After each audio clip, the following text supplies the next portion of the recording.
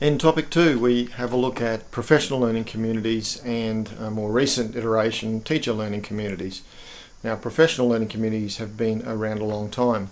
Richard Dufour from North America first wrote about professional learning communities in 1998 in a publication where he talked about how he'd been using them to improve his school and then his district over the previous 15 years. So it's not a new idea.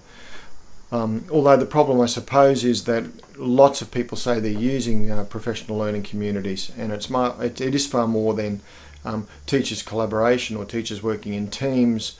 There are some specific parameters around what a PLC looks like as far as the first concerned.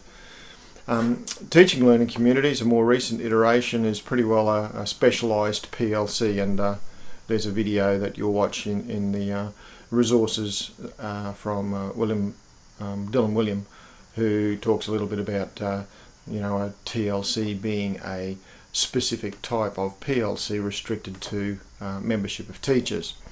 But again, some specific parameters around what makes a teacher learning community a functioning and tool to improve student learning outcomes.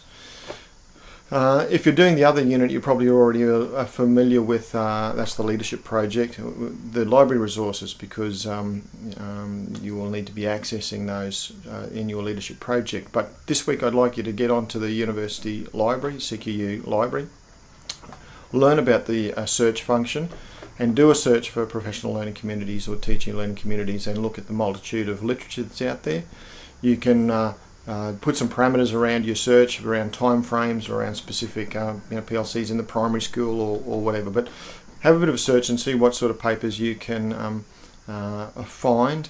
And I'm probably more interested in that you are becoming familiar with using that search function in the library and accessing journal articles and textbooks, etc., so that you can reference effectively the project that you'll examine in your first assessment task.